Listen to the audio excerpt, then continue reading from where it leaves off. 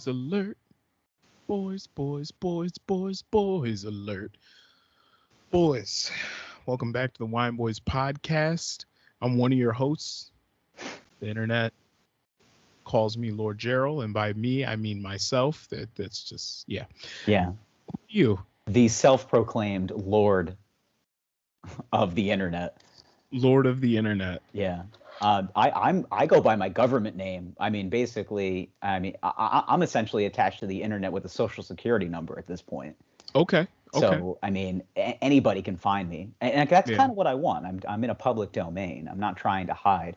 Why does it look like you are at a TikTok gym right now? Oh, it's peaceful, isn't it? It basically what it looks like is you're about to start a Soul Cycle class. Mm-hmm. And for some reason, there's also children's gymnastics going on there as well. Oh, of course, yeah. It's just a weird. Yeah, welcome back to my Peloton studio. We're about to do a 90s ride. We're going to start with some light stretches to warm up. All right, I'm going to need you to increase your resistance to a 30. Okay, let's not get too weird, Fitz. Why don't you calm down a tad? Yeah. But yes, we're here. It's the Wine Boys podcast, episode 192. Whoa. Yeah. Look I feel at like us. I could be doing pornographic ASMRs here. You know what? Tell me when you're going to come. Basically, yeah. The fact that you haven't started an OnlyFans account purely with that as the scope is frustrating. I should. You know, I got to be honest. I mean, we're hawking merchandise over at teespring.com, but there are revenue outlets that I think you're missing here. As a couple of, independent podcasters and stand-up comedians. You're really missing the boat, man. You're missing the boat on bubble bath play. Like, you're not doing that. Yeah. No, I think you're right. You've got the perfect lighting to make 60-year-old men just fucking just shiver. I don't know really why. Ooze, Yeah. I'm just thinking of overweight 65-year-old men who just want to be disregarded. Like, they want to be. Yeah. And you're the man for it. And I don't know why you're not taking advantage of it. It's, you know what? Frankly, it is pretty frustrating. I might take this on. All right. You have to. Like, I could just say, like, hey, Kevin, how you doing tonight, buddy? Yeah, I'm Kevin. He's like, things haven't been the same since my wife left. All right. Let's not get too far into this. Let me start drinking. The whole time, but I lied to her. I got to start now drinking she's gone, first. I just need a friend. Okay. I have to start drinking before you start getting too weird. Okay. Okay, because I'm gonna start getting into accent. I'm gonna start getting into impressions at some point because I'll just be like, you ever seen a guy just talk to another guy and he's just like, hey, you want to come? Yeah. Well, my name's Kevin. Okay, let's not. I need to come before I go to sleep. Things have been weird since the wife passed. Okay, let's not get weird. Kevin's a mill worker. We know this by now, but I was thinking Kevin is like an insurance claims adjuster. He's about 59 years old. He is not doing the best as far as like the world in his as far as the things getting lined up for him, it has not worked out for Kevin. Yeah. Lives in Scranton, Pennsylvania. It's let's pick generic middle town. Yes. Of like one of the biggest states in America. It's just like where's he from? Like a small suburb outside of Chicago or something. Yeah. It's just a small town right outside of Dallas. Just, Hi, I'm Kevin. I'm from Rosemont, Illinois. Yeah. Okay, so let's bust into it. What do you have? What are you drinking this evening? So tonight I am drinking a wine called the Crusher. This is a 2017 California Petite Sirah. Love a good Petite Sirah. This is vented and bottled in Napa, California. And the Crusher, it reads California Petite Sirah. Our Petite Sirah grapes are grown in the wind-swept California sunshine, and every fall we deliver them to the Crusher. Once there, we carefully craft a wine with floral aromatics and a polished finish. So this is vented and bottled by Don Sebastian and Sons. Cool. I like it right to the point. I like the fact that it sounds like an 80s professional wrestler. I'm always into those. Yes, the Crusher. Yeah. Ladies and gentlemen, the Crusher. So It's I gonna have gotta some see type what of the like experts tell us to think about this. baritone-y entrance music, like with like a hard guitar, just beep, beep, beep, beep, beep.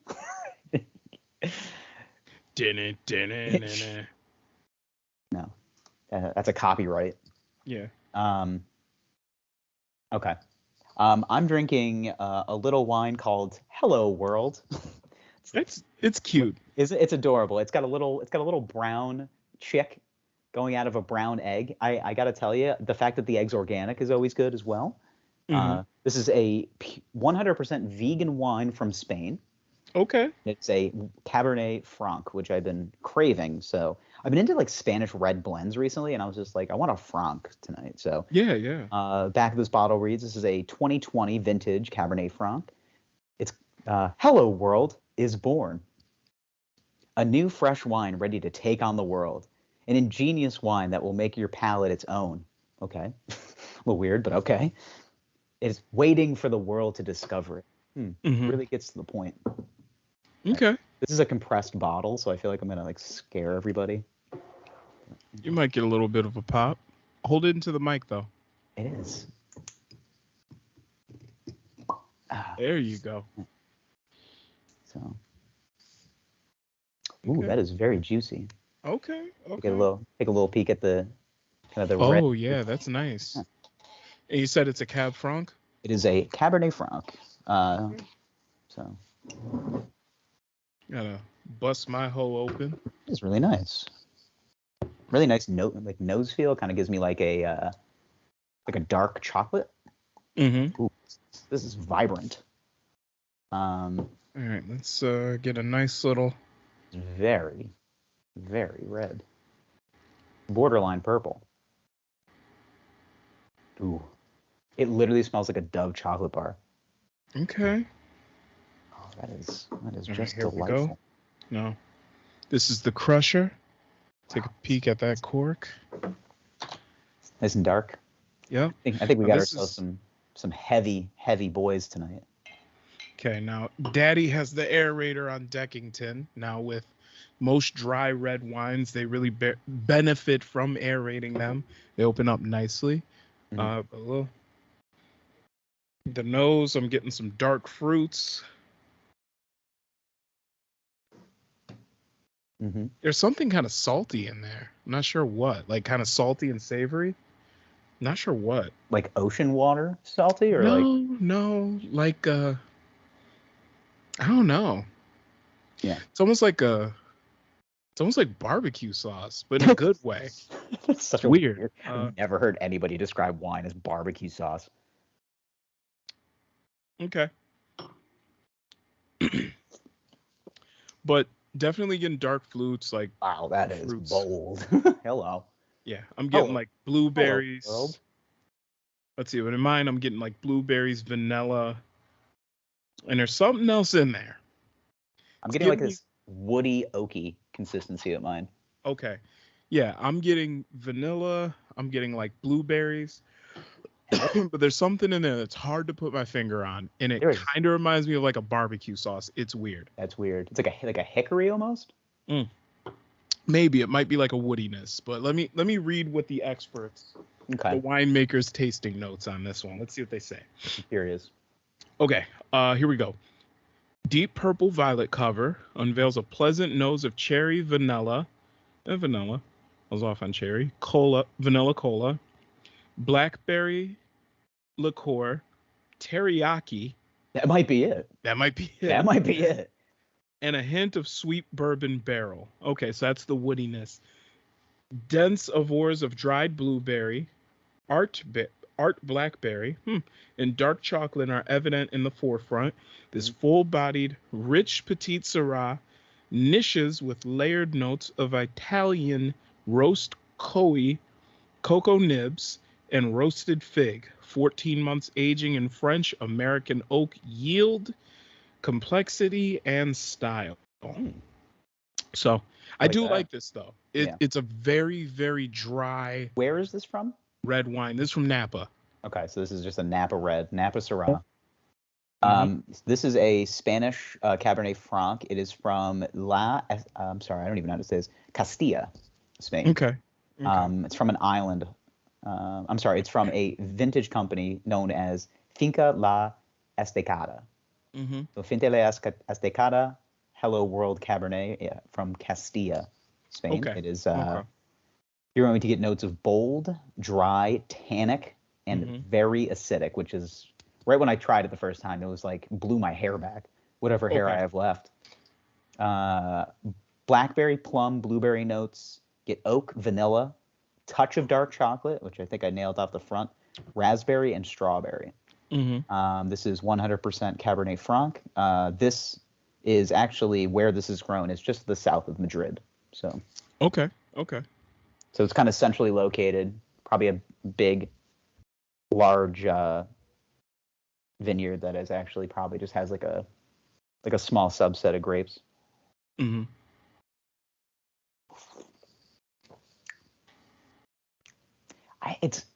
It's nice. I can't, there's like this, I don't know what it is, like back end flavor, almost like licorice. Maybe that's what it is. Okay. But let me aerate this bad boy. Okay, yeah, go ahead and do that. Do you see a duck or a rabbit? No, shut up. All right. Shut up. Literally hop your way into the field and never come back. Here comes Peter Cottontail. Yeah.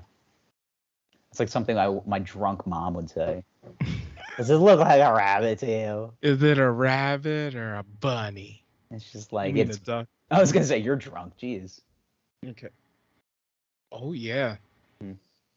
See, my aerator's busted. This is a great braising wine. Ooh, I like that. If you wanted to braise something and you pour a little bit of red wine in there, like maybe if you were making like a pot roast or something, or braising some beef, you would use this wine. Okay, that's good to know. Okay. If you wanted to make a pan sauce where you were cooking down like some sort of alcohol, like some wine or something, with like chicken thigh scrapings, this is it right here. How about this? I want to try to get you in the mood here. Okay. Chicken thighs. Do some sort of like red wine reduction with rosemary, a little bit of garlic. Ooh. I mean, yeah. This is the wine for it. Okay. I mean, it's very dry, very bold, extremely tannic. Like as soon as it hits your palate, it just sucks all the moisture out. Love it. Yeah. Absolutely love it. All right. Now that we've done some business, let's talk about some business. Let's talk about dicks. Yeah. Right. Let's talk about the biggest dick in the room. Elon Musk bought Twitter the other day, which I have to say is, I mean, I'm cool with it. I mean, do I think anything's really going to change on the platform? No.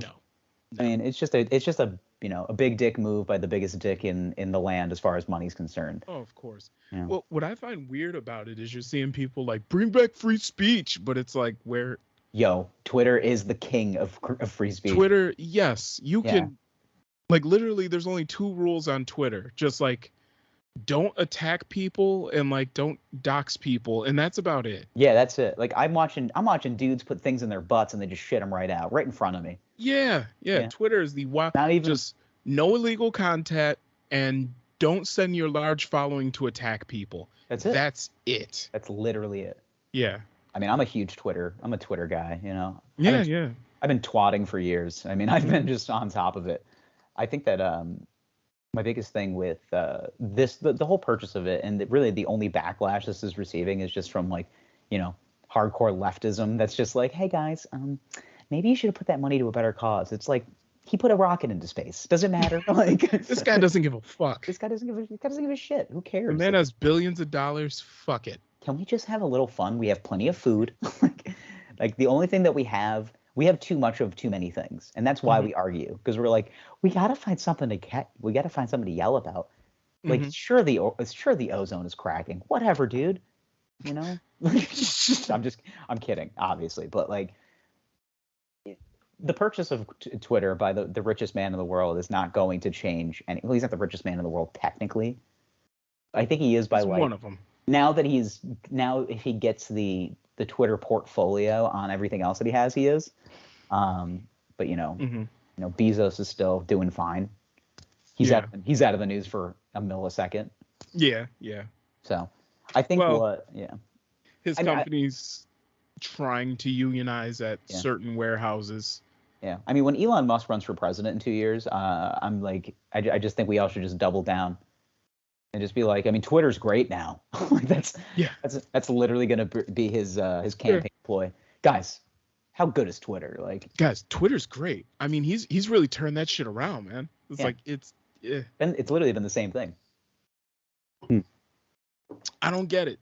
I don't get it because, I mean, Twitter compared to Facebook, compared to Instagram, compared to TikTok, is a much smaller social network.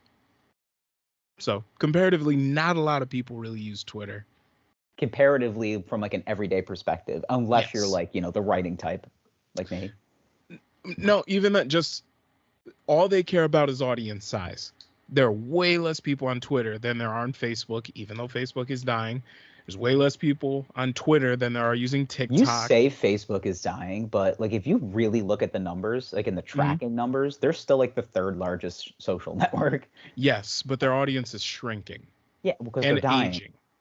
Yeah, they're dying. They're dying. I'm not saying that the audience isn't huge. I'm just saying that. You know what the average age of a Facebook user is right now? Was it like 45? 54. You were 54. Close. Yeah. Okay.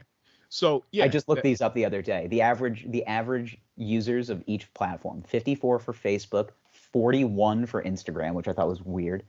Yeah. There's so many mommy blogs though, so I guess it makes sense. It makes sense. 22 for TikTok. Mm-hmm. And what was the other one?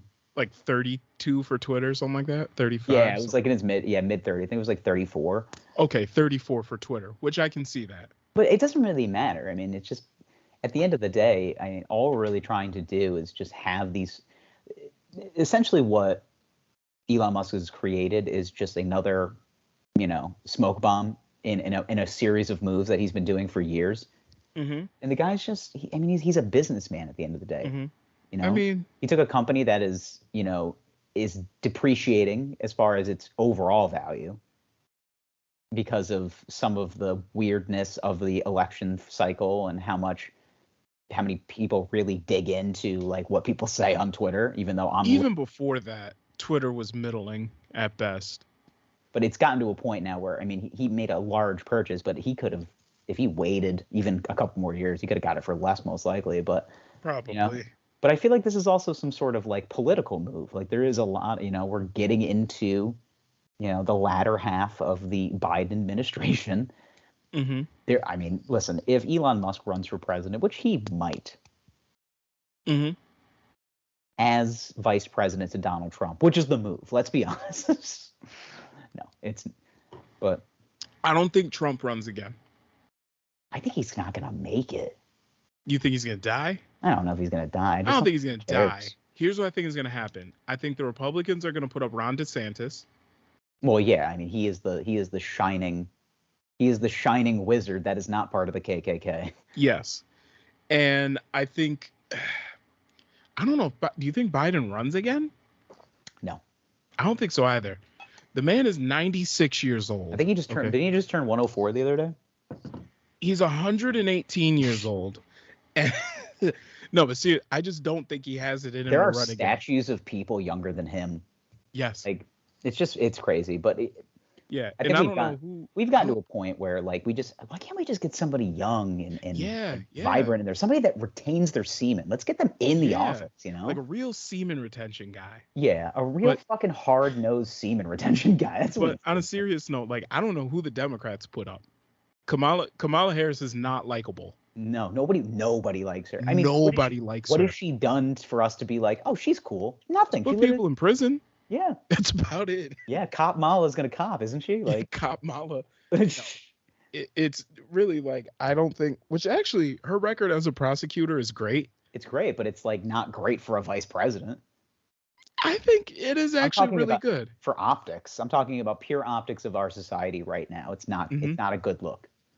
If you dig into her resume, it's actually good, but the average America is not going to do that. That's what I just. Yeah, that's what I just said. And yeah, literally, you're not giving. Listen, all right. Are you not going to give me the credit that I see fit? Because I'm going to cancel you. Okay. You know what? Just let me ride off into the sunset.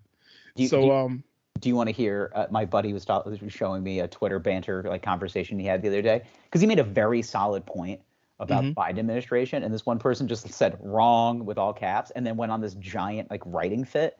And he goes, I didn't reply to that guy. He goes, he wrote 10 tweets about it. Jesus Christ. And I go, what do you say? Time? A fucking blanket statement about like how Biden is essentially falling asleep literally in the Oval Office kind of thing. And the guy freaked out. And he's just like, he goes, isn't this fun? He goes, this is why we do stand up, is because we write shit like this and then people freak out and then we don't elicit a response. I go, yeah, that's not the main reason I do it. I mean, I do it because I enjoy, entertaining and making, making jokes. But you do what you got to do, man. Listen, Biden has actually accomplished some shit while he's in office. Let's not get crazy. All right. He has. However, it's still not great. It's all about optics. Biden is 147 years old. Okay.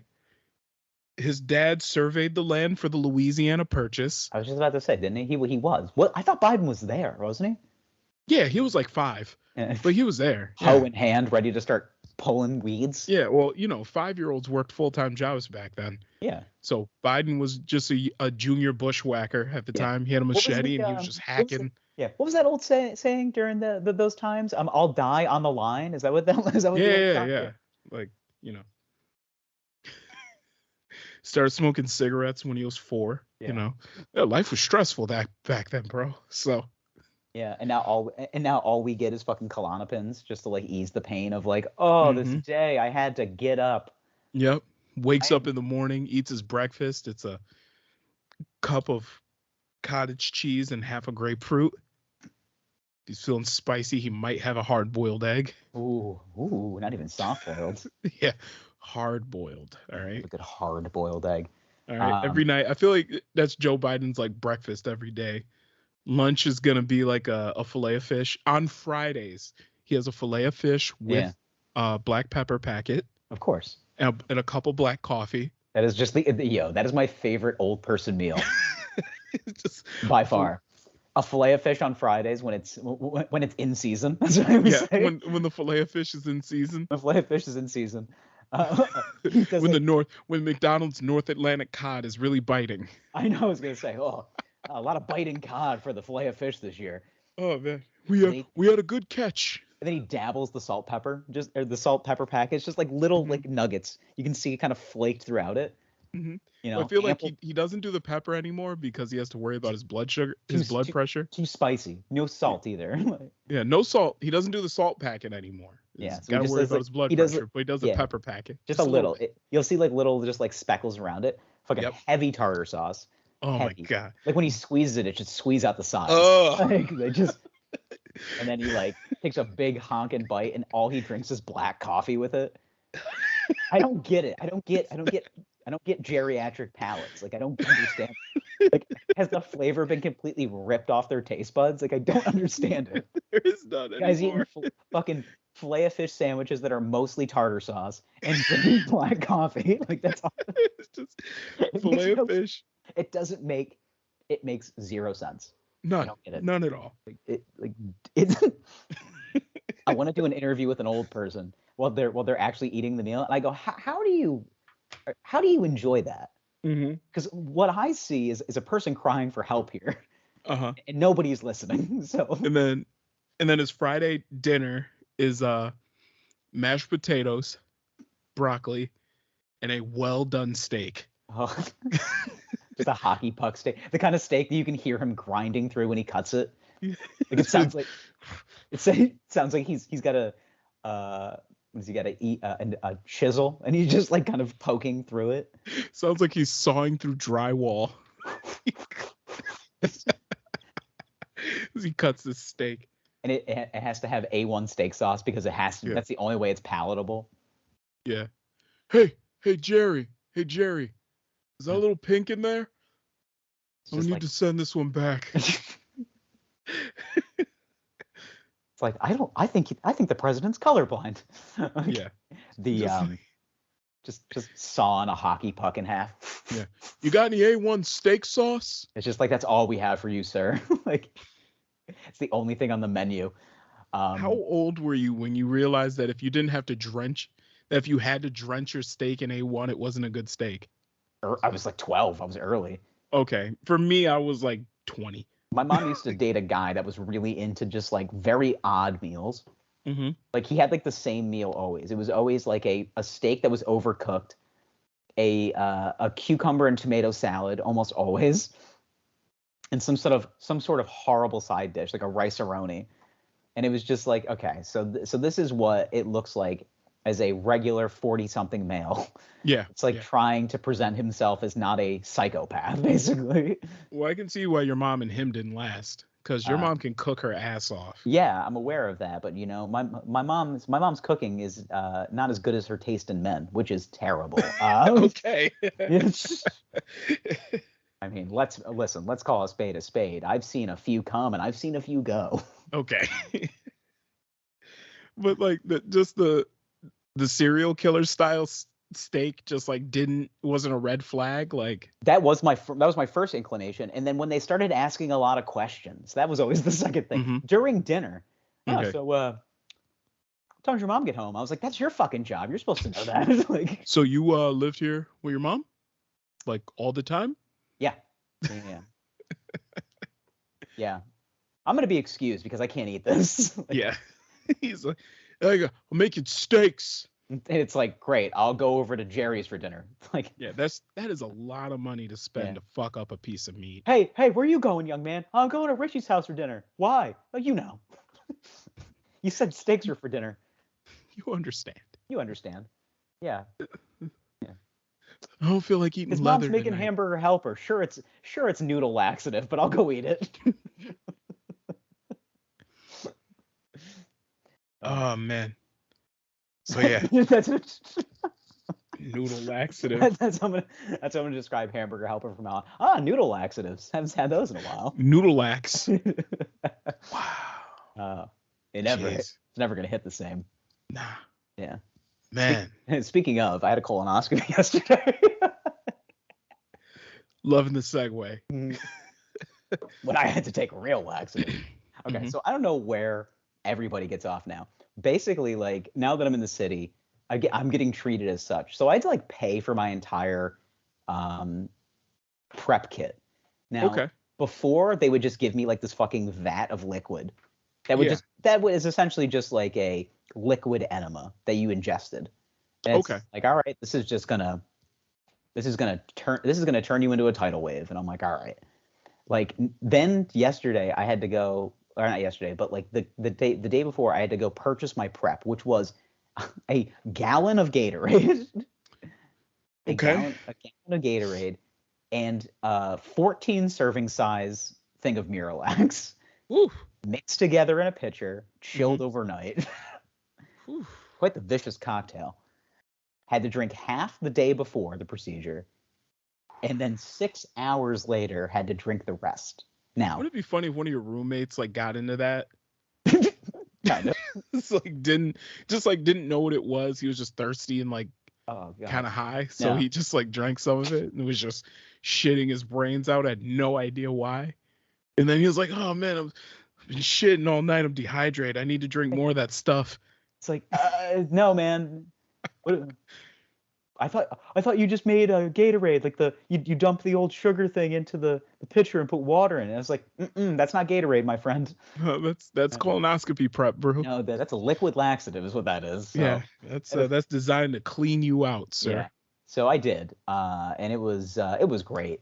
I mean, I don't know, 15 to 20 BMs roughly. It was great. I mean, I had a great time. It was fine. You know, it was pretty just a normal Monday in my book. Okay. So Tuesday morning I have the procedure. Okay, so like I've gotten to a point now where I've had so many of these, I gotta liven the mood to to make myself want to be there.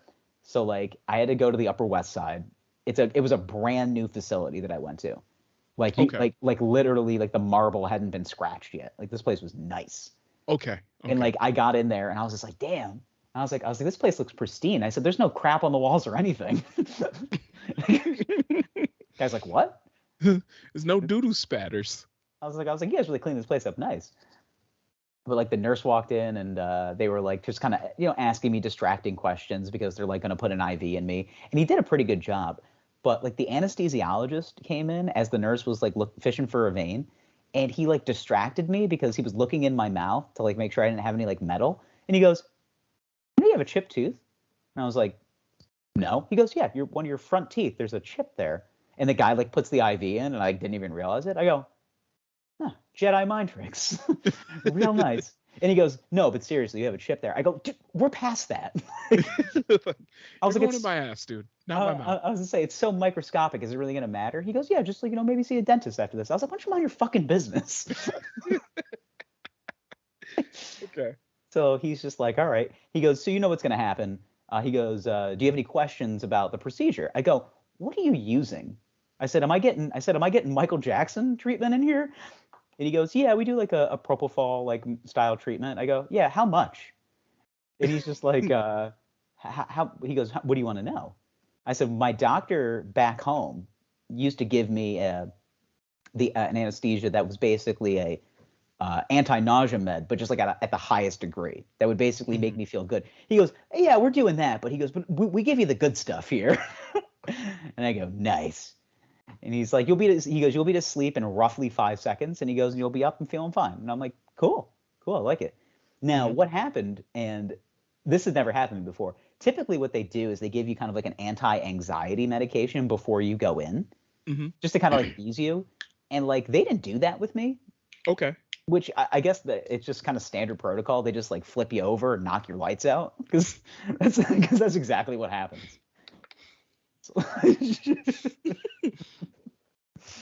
But like, because I'm like, I'm staying lively and it's boring. I have to get these every 2 years. So it gets to a point where I'm just like going through the motions and I don't want to get like depressed because of it.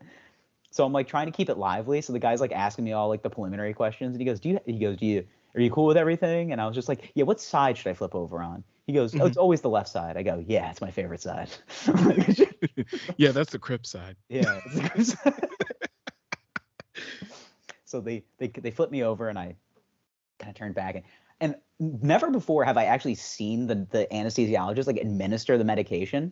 Like they'll do like a saline just like make sure everything is passing through. And he goes, "All right." He goes, "You nice and comfortable?" I go, he goes, "You nice and comfortable?" I go, "Dude, it doesn't matter."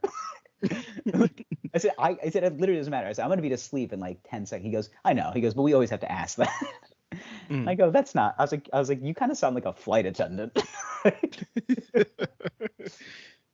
And he goes, "Yeah, I understand that." He goes, "You're sarcastic." He goes, "What industry are you in?" I go, "Entertainment." He goes, "Yeah, you seem like you are." Okay. Did your light just go off? Yeah, it's battery powder. Just died. I kind of Hold on. You like it without? Keep it. Because I got another battery. I don't know. Keep it. I like it. Okay. I kind of like that. Yeah. I'm gonna cut out the fact that I even said anything. We're just gonna make it dark after I talk about colonoscopies. Yeah. No, it's kind of dark in here. No. Is it too dark or is it good? No, I can still see you fine. Okay. I just think it's gonna be a kind of a weird transition, but yeah, I have another battery. If you want to throw in another one, we can put a pin in the story. You don't even have to. You just keep talking about getting probed. I want you to listen. This is why you're here. Oh, I'm listening 100%. Just keep going. Okay. It'll take 2 seconds. All right. So so we're having this interaction, but then when they turn me over, this is so weird talking to nobody right now. Like I feel like this is a therapy session that like my therapist wants to have with me. She's like, "I'm listening," and I'm like, "You're not listening." No, I'm right here. Like I hear you. Well, I have abandonment issues. You know this by now. Oh, I do. I'm not going to say anything until you come back. Okay. I'm holding out. Okay. Okay. So now that you're in frame, I feel better. At least knocking shit over. All right, I'm back. Just a regular rhino in a china shop. Yeah, that's right. Goddamned right. So, okay. Now I was saying, so as I was about to get entered from behind, so he flips me over, and I've never seen like the medication get administered before. And he goes, "All right." He goes, I got the stuff. And he goes, "You'll be to sleep in like, very soon." And I go, I bet I can keep my eyes open.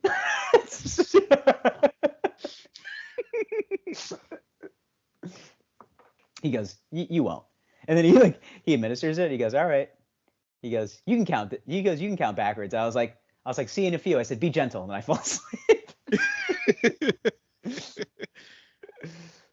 I was like, you have to keep it light and airy because like there's nothing fun about anything that's going on. Yeah. So also too, after I wake up, I'm actually getting wheeled into the recovery room, and I'm usually awake in the recovery room. So like I hear the chatter of the nurses, and they're just like they're prepping for the next guy, and they're like, ooh, this next one. That's all I hear is oof, this next one, and I'm like, oh no. I was just like, they're gonna have to scrape out a tumor or something. Jesus Christ, they're just gonna have to like. Yeah, apparently I was a regular in out. So okay, that's good. That's good to know. You know. But I was in the I slept for like a solid 10 minutes after, and then like the nurse came in. She's like, "Are you hungry?" And I go, "Yeah, I haven't eaten in 2 days." Like, of course I'm hungry. Of course. So she's like, I have this. I said, I guarantee you, I know what you have. I said, I bet you have animal crackers. I said, and you have 2 different kinds of stuffed crackers, cheese and peanut butter. She goes, that's exactly what we have. And I go, that's pretty standard protocol here. Mm-hmm. You know. So I ate 2 packages of peanut butter crackers. Yep. Had a ginger ale. Had a lovely conversation with the doctor. Okay. Okay. Went on my merry way afterwards, but okay. Prognosis is not as terrible as they were expecting. So okay, so that's good. Yeah. So if anybody, also the next best part, because they have to kind of fill you up, give you the bubble guts a little bit because they had to, make sure everything passes. So you get some nice, you get to add some methane into the universe, to keep our planet green. That's what I. Yeah. So hey, that's why they redid The Office. Maybe they did. This guy had I don't know. They used white marble, which I thought was an aggressive choice. That's aggressive, especially with the kind of farts that go on in places like that. I'm saying, man, I'm just waiting for one guy to just fucking like, just completely chocolate sauce one of those white walls, and it's just like, oh my god, whose idea was it to put the white marble here? I'm just imagining like cigarette like streaks, Oh yeah, because the doctors are all smoking. Yeah. Yeah. Well, I was thinking from just like the doo-doo residue, from the farts. What happened to the good old days when the doctor could sit by your bedside and smoke a cigarette? Those were the good days, man. Those were the good days. So it looks like you got lay off the salt. Lung cancer. Lay off the salt. That's the thing that's gonna kill you. Oh man. But okay, so that was me. Have you had any weird medical things happen recently? No, none that I can think of. Wow. Have you had a colonoscopy before? I've never had a colonoscopy. You're due. You're coming soon. Yeah, when I'm like 40. I think that's the age. Yeah. Yeah, it's like, it's like I'm pretty excited for you. Coming up on 8 years away, so I'm just excited for you to have one. I got to come up with a really good one-liner before they put me out. Yeah, I always liked trying to not intimidate them, but just be like, you ain't gonna knock me out. Yeah.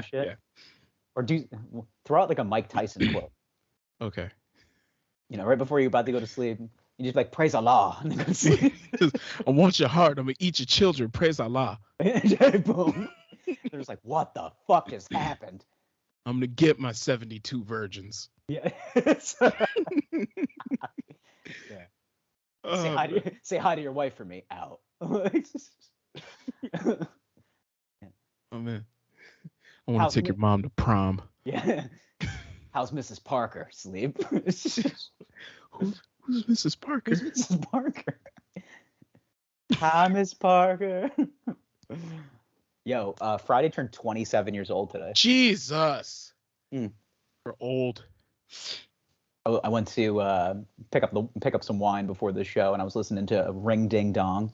Mm-hmm. Because I was just like, keep the heads ringing. Ring ding dong. I was like, yes. Damn. There's nothing better than walking through the crowded streets of New York, just in your own head, listening to West Coast gangster rap. Oh yeah, it's a vibe. Yeah, and people are looking at me, just being like, I wonder what I always like to like kind of look at the people, especially on the train, and figure out what they're listening to, just solely based on their head movements. Mm-hmm. Like there was a guy who I could tell had Tourette's on the train the other day, and you could hear what he was listening to, and it was Rob Zombie, and I was like, I don't think that's helping the Tourette's. Nah. I don't think that's going to do any better for this guy. Like you just hear like the fucking hard guitar riff of Dracula. Just Yeah, you need something a little more relaxing. Hall and Oates, you know. Maybe some Hall and Oates. Maybe some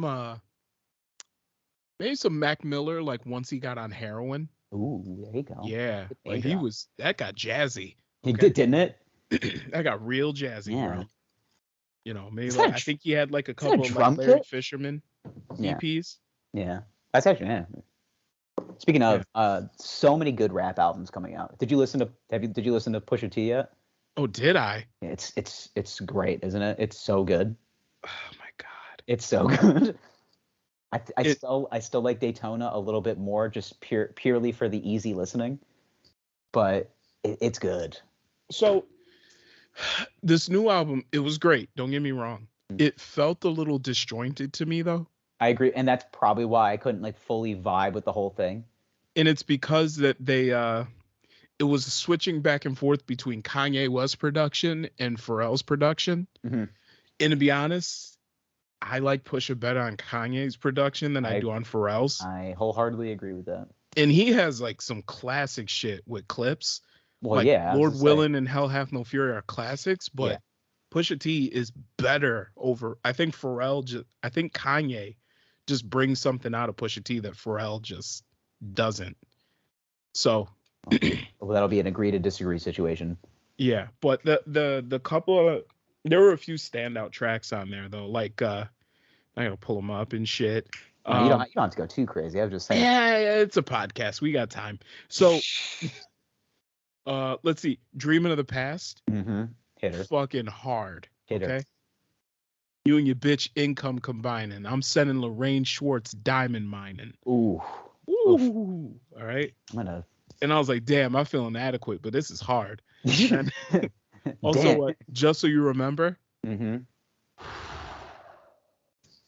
Yeah. I'm one listen through. I got to do it again. I listened to it back to back. Mm-hmm. What, yesterday? Yeah. Mm-hmm. The whole thing. So yeah, I'm due for another listen through, and then Future's new album's going to come out, and it's going to ruin my weekend because that's all I'm going to be doing is disrespecting women unintentionally. It's not going to be my listen. What's going to happen is I'm going to say something, and I'll be like, I'm sorry, Hendrix told me to do it. Okay. Of course. This isn't me. This is not me. We said I sent your bitch to Cuba, and I didn't go. Yeah. Did it just to show you what you should have did? It's just like it's just disrespectful. It's just disrespectful. It's borderline hilarious. Like it gets to a point where I'm just like, I mean, if he is this way, I mean, I couldn't understand it because I'm a gentleman, but still, like, just sent her to Cuba, didn't go. Yeah. Mm-hmm. All right, but yeah, so some good easy listening for this weekend. Okay. Do you know what tomorrow is?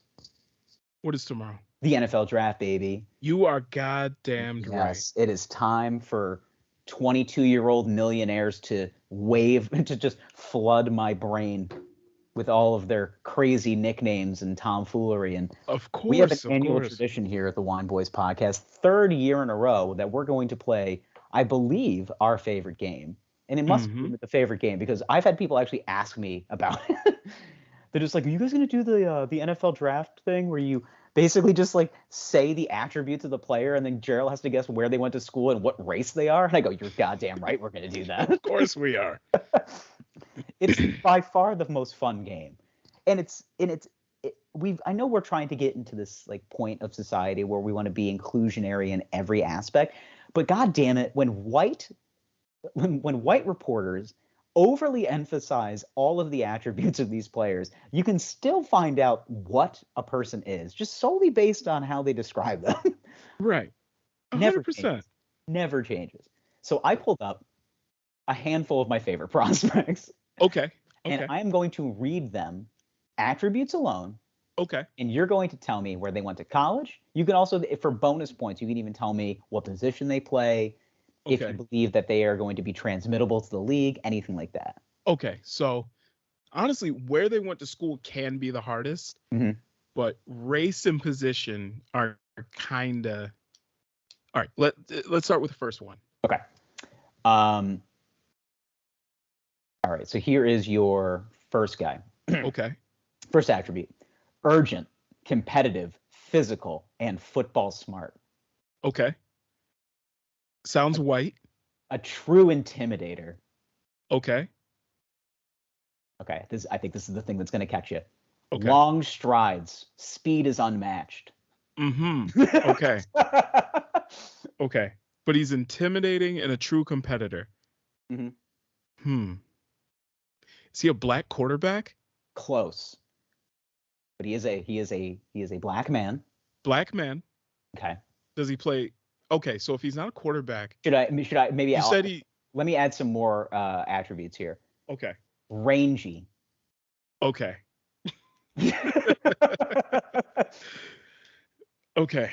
So he's rangy. He's aggressive. He's fast. Wide out. No. No? Think of the defensive side of the ball. Okay, so he's on defense. Okay. So he has to be, he's rangy, he's aggressive, he's fast.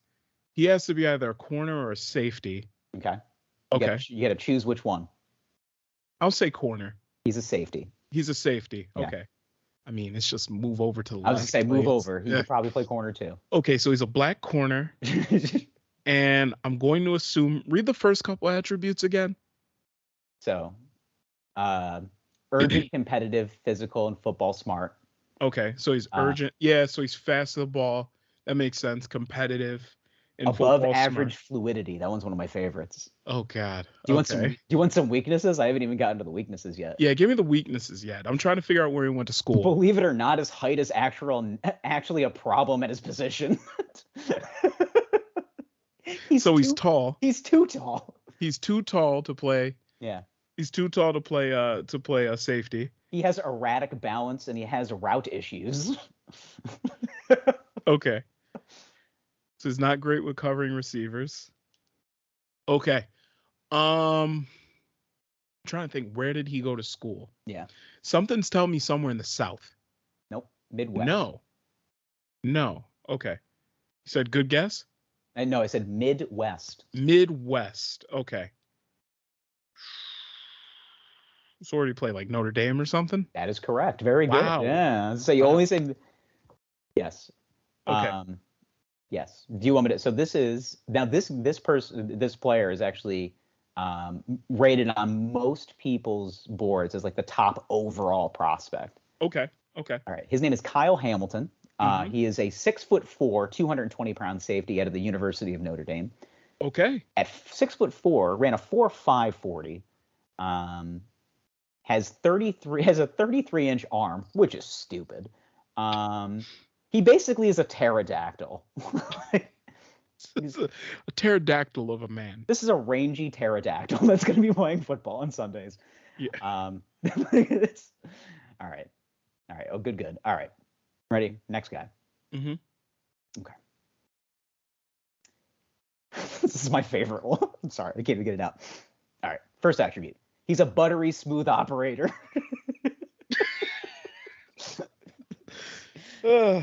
Okay. Definitely not Samoan. All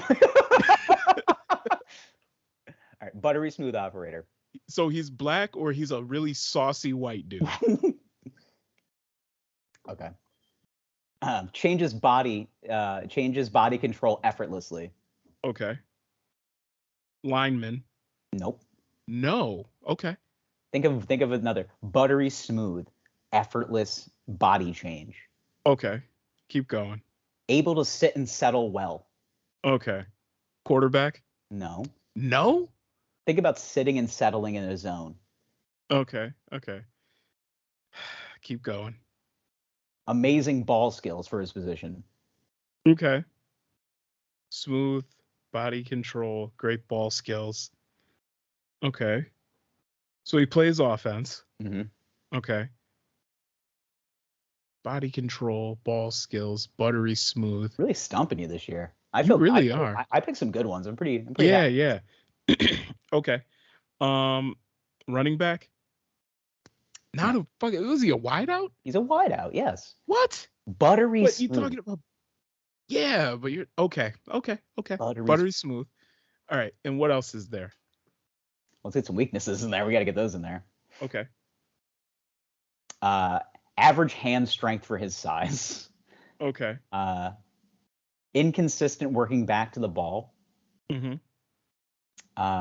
Gets run through by blockers.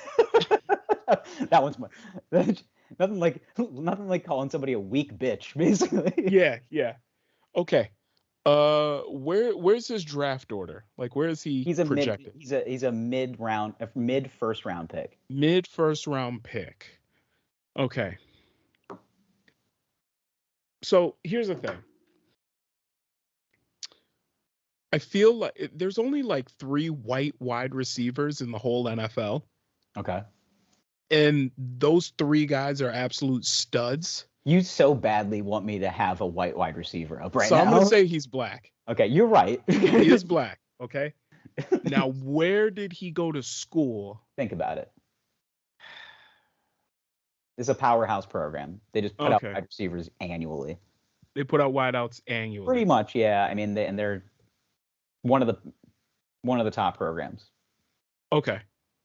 What part of the country? Is it like Northeast? Is it? I think it's going to be a giveaway. It's the Midwest again. Midwest again. Okay. Let's see.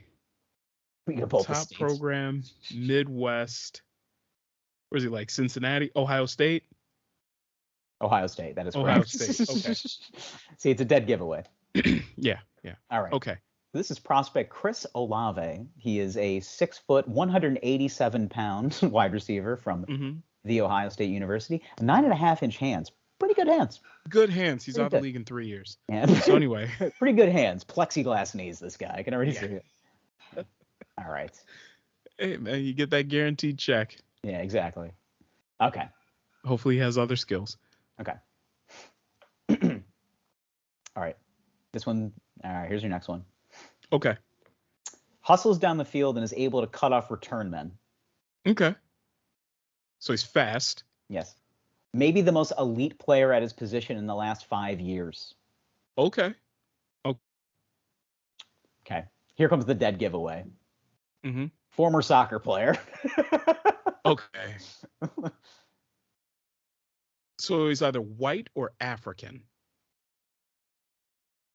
Mm-hmm. Like not regular black, African. It's a different thing. Could be 2 things. Okay. I'm telling you, this is not down the field. Yeah. Cuts off return players. I might be throwing you off a little bit too.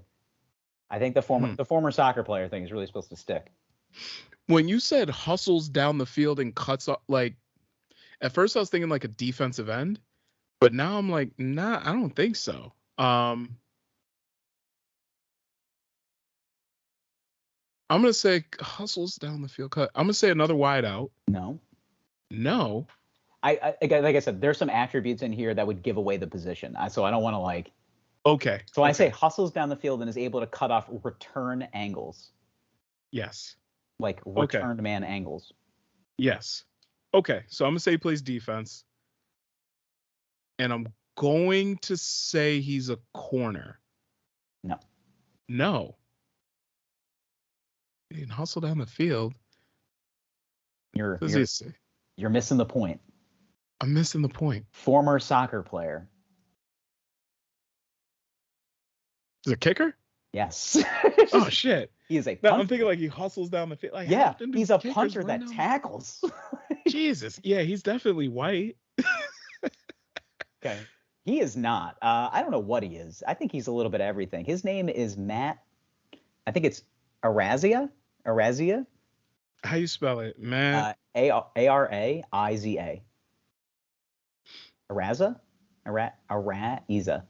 Arazia. Okay. He looks like a white to me. Kinda. Okay. A 6'1", 200-pound punter who I swear to God, his nickname is Punt God. Punt God. But I just looked him up and I'm like, God damn, I feel old. He was born in 2000. Yeah. Jesus. His nickname's the Punt God. The Punt God. Oh my God, Punt God. Oh my God, Punt God. You can kick my balls anytime, Punt God. All right. Give me one last one. I actually have something funny. Okay. to Oh, I'm share. sorry. This is not wetting your whistle. This is funny, but I got a funny little ditty to share, Okay. a little Here we go. scenario. All right. I think this is going to be the one. This is going to be the one that's going to get you. Okay. Nice blend of size, speed, and strength. Okay. He has overmatched opponents in creating penalties downfield. Okay. Okay. He has a lot of opportunities for upside growth with a specific team to help improve his technique. Okay. Now, I feel like his weaknesses are going to give it away. Okay. Give me the weaknesses. His legs are below average. He's quick at best. So he's white. When somebody says quick at best, it's just like, okay, white guy. All right, so he's a white guy. Yeah. And he's big too. Below average ball tracking. Okay. Hands are stiff. Okay. Okay. Oh God. I didn't even see this last one. Needs to do a better job of bullying corners in space. Okay. So he's a big white. I'm gonna say he's either a D end. I'm sorry, not D end. I'm gonna say he's either a tight end or wide receiver. He's a wide receiver. Yep. Okay, so he's just a big white wide receiver. They're gonna end up moving him to tight end. Probably. I don't know. He's a pretty good size. How tall is he? 6'3". He might get moved to. I could see that. He might get moved to tight end. How much does he weigh? 226 pounds. They're gonna have him put on some weight. Yeah. And they're gonna move him over if he's kind of slow. Went to a fucking no-name school. Like, okay. not like a no-name school, but it's just like potato country. Okay, so like middle, like East Jesus, Iowa. He went to Idaho State. Oh my God. Yeah, I wouldn't have guessed that. I was there as soon as you said that though, and I said he was white, I'm like, he's just a big old, just dumb corn-fed white boy. Yeah, you want to know what his name is? And it's funny because it's two first names. What's his name? Like John Tom? It's close enough. It's Tanner Connor. Oh man. I just want to see a picture of him. He probably has like a just severe lack of neck. He's got a big burly neck, but it's just he's got very strong Tanner Connor energy. Where's the picture? Yeah. That's a Tanner Connor if I've ever seen one. Well, I found him on the gram. Let's see. Just a big. That is not him. No, he's from Washington. He's just a big, Pacific Northwestern, just cutting that is him. In the woods. Tanner Connor ran track. Yeah. At Idaho State. Just love the fact hands are stiff. Like it's mean. It's mean is what they're doing. Oh man, he just got engaged. Good for him. For him. There was one other guy I wanted to get to you because they had very similar attributes, and this guy I just couldn't get over the name. Mm-hmm. He's a white running back from Purdue. His name's Xander. Like, yeah. A white running back from Purdue named Xander. His name is Xander Horvath. Wow. Yeah. So this story, this actually got me thinking about a TikTok I saw. And it was basically this guy saying, a weird man in your 30s talking about TikTok. Yes, I am. But it was this guy basically really said, wicked awesome TikTok I saw. Yeah. But this guy was basically saying, you have to fight your dad at the same age that you are at now. Oh, so okay, back up. So like, who wins? So if I was to fight my dad at 31, if you were to fight a 31-year-old version of your dad, who wins? I would have to find him. That would be the first. If we're playing hide and go seek, he's winning for sure. Yeah, so he's stealthy. Can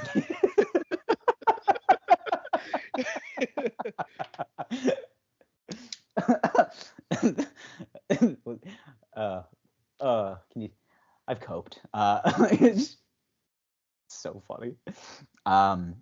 Yeah, in a game of hide and go seek, I had to find him, and then I probably kicked the shit out of him because he'd be strung out or something. Okay. Yeah. So you just be laying there just like, pissing don't on hit me. himself. And I'll be like, I have to. It's a TikTok thing. I have to. TikTok is telling me I have to kick your ass right now. Oh man, it's funny. It's surprise, motherfucker. It's me. Yeah. I thought I left you in Syracuse with your mom. Yeah. Well, I grew Fuck up. you. All right. Like a real Tony Soprano, like confronting his dad situation. Yeah. Yeah. Well, I'll tell you this. I would get washed. Your dad is a fucking big guy, man. Like, I would get Well, here's the thing. I was especially thinking about. I'm thinking a 30-year-old, like a 31-year-old, your dad. Holy shit, would he beat he would beat the fuck out of you. He beat the fuck out of most people. He would beat, dude. He beat the fuck out of most people now. Yeah. So I was thinking about this. I'm like, wait, 31-year-old. Okay. So he is 6'4". At the time, probably weighs about as much as I do, but 7 inches taller. Mm-hmm. Height advantage, reach advantage. Yeah. Okay. Your dad has a lot of the same attributes, just like Deontay Wilder. He more like Ndamukong Suh. Just that's a good wow. Oh yeah. Talk about a player comparison. Holy shit. Yeah. Never gonna look at your dad the same anymore. Does he stomp on people's necks during the game too? It's probably happened. So yeah, just I was just thinking about that. I was like, I get fucking folded. Dude. I was like, it's also at the time, like, my dad was a corrections officer. Oh God. No so, like, remorse. Like, listen, I used to move a lot of furniture around as a job. Now I just sit at a desk all day. But even then, you'll get strong moving furniture around. But I've never had to go to work and fight somebody. Like, as a corrections officer, like, this is a regular thing. Yeah. Just someone's just mad about something, and you just have to twist them and snap their leg. Like, no choice. I mean, yeah, it's Tuesday. I mean, like, catch your dad off of a long shift, he would wash you. Like, oh my God, like, it's not even close. It's not fair. Just imagine just like pushing off the dinner table, be like, outside right now, old man. It's just like, all right, your funeral. All right, just cracking knuckles, ready to put you in the ground. Yeah, next thing you know, like, I'm just getting dumped on my head. I'm drooling into the fucking driveway. He's just gonna throw you into patio furniture. Like, yeah. Had enough yet? Yeah. Like, you done? Waiting on this shit all week. All he's thinking to himself is, oh boy, I'm glad you stepped up to me. I've been waiting on this. I've been waiting on an ass kicking all week. Yeah. I've been drinking green tea all day. I still think your dad would wash you right now. Like, he might. I don't just fucking your know. size advantage. I mean, he's just a big guy. He's strong as hell. Listen, when I was like 13 years old, okay, which means, how old was my dad at the time? Probably about 42. I was wrestling, and my dad was trying to show me some things, and he was like, all right, well, lock up, shoot in on me. And I tried, and he just went like this with his hand, just like this, on the back of my neck, and I just on the ground. Nothing I could do. Just bear clawed you. And he was like, really, shoot in. And I was like, I'm trying, Dad. Like, it's nothing I could do. You're hurting me. He just like, all right. And I just fall. He's like, stop playing. And I was like, I'm not playing. I feel like did your mom interject at all? She's just like, no. Oh, that's even better. Just let the boys be boys. Let them do it. And that was the moment where I was like, I'm not taking this man. I feel like the man just asserted his dominance over you and showed you why he's the man of the house. Yes. It was like, this is why I wear the big draws. Just no, there was no. It's just like, Jesus Christ. There was no hope here. Yeah. I feel like every young man has that moment. And I wasn't even trying to. My dad was like, yeah, I'm gonna show you a few things, help you when you're wrestling. I feel like I would I think I would kick my dad's ass. I mean, I'll take that. I'll take that today. I don't know, man. And then actually one of our good friends, I remember a good friend of the show, Andrew, told us about a time where he tried to fight his dad. Did he ever tell you that story? I vaguely remember it, yeah. Okay. I just remember he was mad at his dad one day. They went outside. He said he basically was posturing like he was going to fight his dad. Next thing he knew, his dad was behind him. and it was over. Like, and then a blackout happened. yeah, his dad ended up behind him, just like hit him with a kidney shot, and he was just done. See, they didn't play by the rules back in the day. No. You know, there's not like rules of engagement when it comes to fighting your dad now. Fuck no. Well, the thing is, typically, I feel like when this happens, your dad is probably in like his early 40s.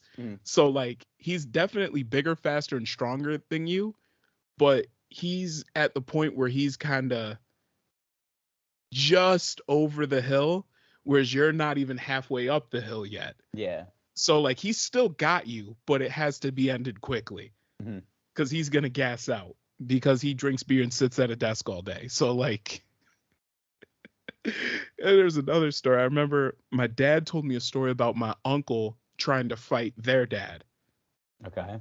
And all of them were taught, it was all the younger men, and they were all 13, 14, 15 years old at a family reunion. And they decided that they were going to try to jump their dads. But I guess my dad decided to egg on my uncle to get him to run in first. So as my uncle gassed up, leading the charge, and then my cousins were kind of behind, and he just ran in hot. My grandfather must have saw my uncle coming and just recognized the look in his eyes right away, picks him up, suplexes him, and just slams him on the ground. Just completely knocks the wind out of my uncle. Just out. And that was it. just all the other younger boys just decided to quietly walk away and just go back to old man strength. It's real. Yeah. Just go back to playing cards or whatever the fuck they were doing. Let that be a lesson to everybody today. Don't fuck with your parents, man. Just let them fight your dad. Sure you think you can take them, but it's like just let him be. You can't.